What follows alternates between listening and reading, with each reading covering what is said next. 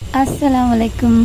நாம் எப்படி தான் சமைச்சாலும் இந்த பாய் வீட்டு பிரியாணி டேஸ்ட்டில் பிரியாணி வரலையே அப்படின்னு யோசிக்கலாம். அந்த பிரியாணி எப்படி செய்யணும் இப்போ பார்க்கலாம் வாங்க.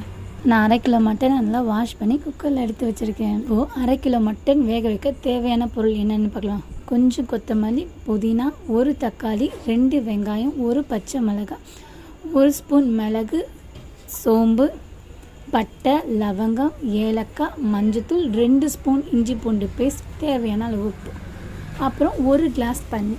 இதை ஊற்றி குக்கரில் 10 விசில் எடுத்து வச்சுக்கலாம். பிரியாணி சமைக்க எப்போவுமே அடி கனமான பாத்திரம் தான் வைக்கணும். குக்கரில் எண்ணெய் ஊற்றி நல்லா சூடானதும் பட்டை, லவங்கம், ஏலக்காய், மிளகு, அன்னாச்சிப்பூ, 1 பச்சை மிளகாய் போட்டு வதக்கிட்டு வெங்காயம் இதெல்லாம் வதங்குற டைமில் நம்ம ஆல்ரெடி வேக வச்ச மட்டனை இந்த மாதிரி அவசரப்பட்டு எடுக்காதீங்க. நீங்கள் நல்லா கூல்டான பிறகு எடுங்க. இப்போ மட்டன் நல்லா வெந்திருக்கு. இப்போ வெங்காயமும் வதங்கிட்டு அந்த புதினா கொத்தமல்லி போட்டு நல்லா வதக்கிடுங்க. வதக்கினதுக்கப்புறமா தக்காளி, நான் நல்லா பழுத்து தக்காளியாக 2 தக்காளி எடுத்துருக்கேன். அதையும் நல்லா போட்டு நல்லா வதக்குங்க. வதக்கிட்டு நான் வீட்டிலே அரைச்ச இஞ்சி பூண்டு பேஸ்ட் தான் யூஸ் பண்ணுறேன். அதையும் போட்டு நல்லா கலரி விட்டுட்டு கொஞ்சம் இந்த பச்சை வாசனை போனதுக்கப்புறமா நம்ம வேக வச்ச மட்டனையும் அது கூட ஆட் பண்ணிவிடுங்க.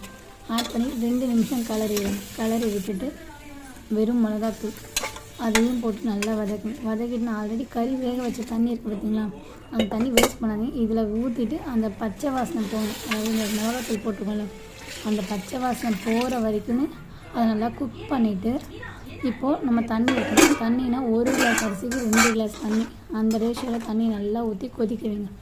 நல்லா கொதிச்சதுக்கப்புறமா நம்ம ஆல்ரெடி 1/2 hour ஊற வச்சுருக்கேன் அரிசி, அந்த அரிசியை போட்டு ஹை ஃப்ளேமில் குக் பண்ணுங்கள். அதுக்கப்புறம் ஒரு 75% குக் ஆனதுக்கப்புறம் சிம்மில் வச்சு தம் விடுங்க. தம் வச்சு 10 minutes கழிச்சு எடுத்து பாருங்கள். பாய் வீட்டு பிரியாணி ரெடி. இது கூட புதினா சட்னி அட்டகாசமாக இருக்கும். நீங்களும் ட்ரை பண்ணி பாருங்கள்.